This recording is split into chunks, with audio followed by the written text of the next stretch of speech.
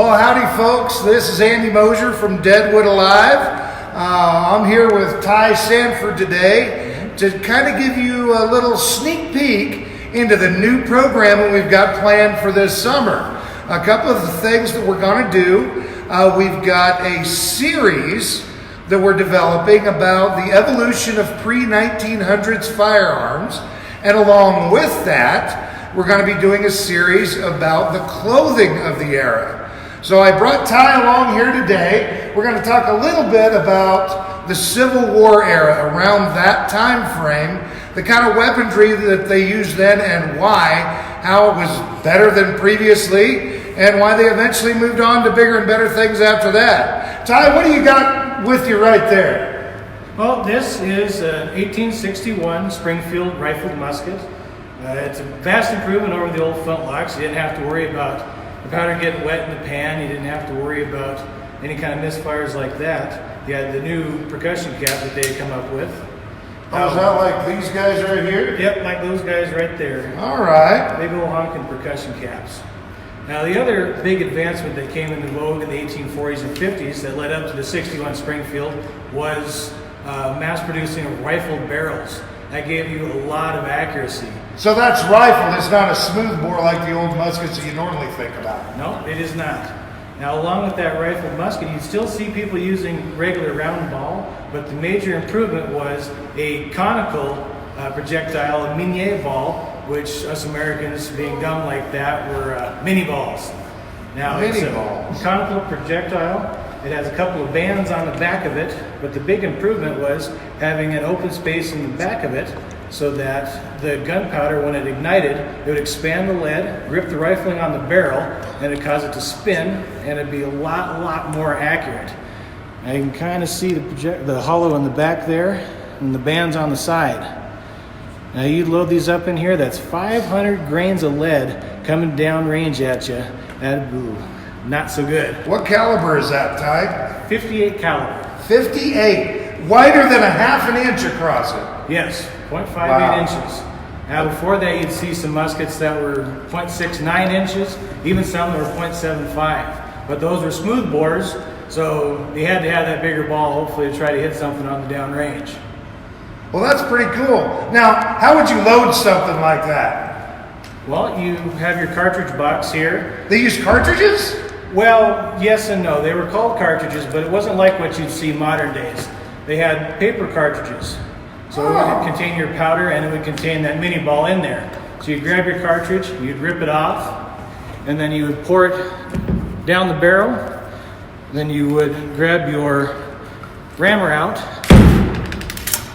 ram the cartridge, and retrieve your rammer, pick it up, then you would prime it out of a cap pouch here, put your primer on, and you bring it to full cock, and then you would be ready to fire. Wow. How fast could you reload and fire one of these rifles at that time? You could hope for about 3 or 4 rounds a minute.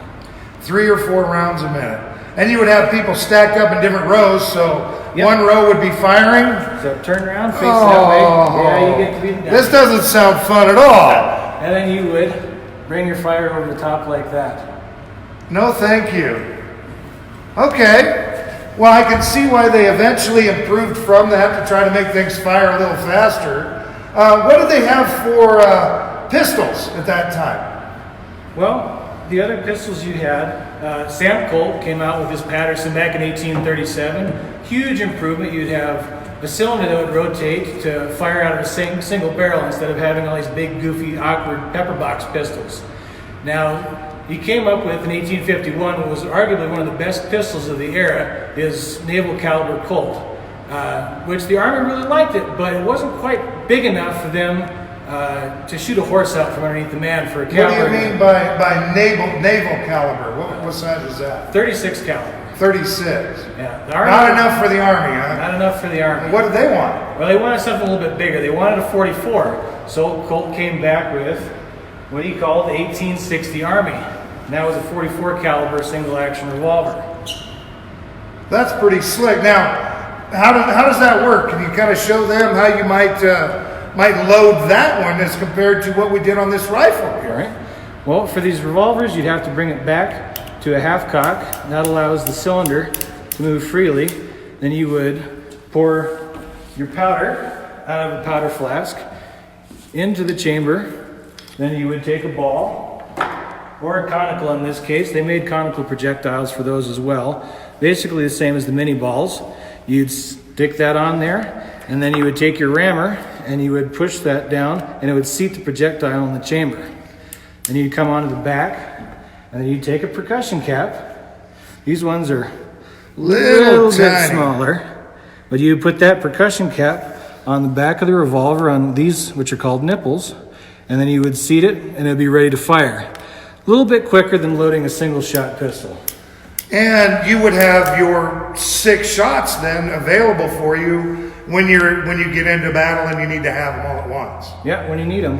So you don't have to stop and load after every shot. That is a big improvement over what would have been going on with the rifles. Yes. Of course, you'd only see these with the officers, so any of us guys out there without any stripes on our shoulders, we weren't so lucky. So now how would you fire a gun like this then? Well, it's single action, so you have to pull back the hammer with each shot. And then you pull the trigger and fire. Yes. Now, did they eventually make that a little better instead of having to pull the hammer back and pull the trigger? There were some companies that were experimenting with double action revolvers. One of them was the Star Arms Company in New York. They came out with a model 1858 double action revolver. Now, a lot of people might be familiar with the double action revolver. You can pull the trigger to cock it, or you could pull the hammer back. But this is double action only. You cannot work the action by pulling back on the hammer. You have to use that cocking trigger in order to make that work. Now this one here, it's not a replica. This one is an original from about 1862. Picked it up this last summer. I got pretty lucky on that. Now that one is really a unique gun. A lot of people haven't even heard of that one. But there were a lot of them bought by the military during the Civil War, weren't there? Yes, something like 50,000 were produced of this model, and I think they made a single action version that produced somewhere 20 to 30,000. Oh, wow. So it was up there. The Colt was obviously the most supplied, and I think the Remington next, and then the Star revolver.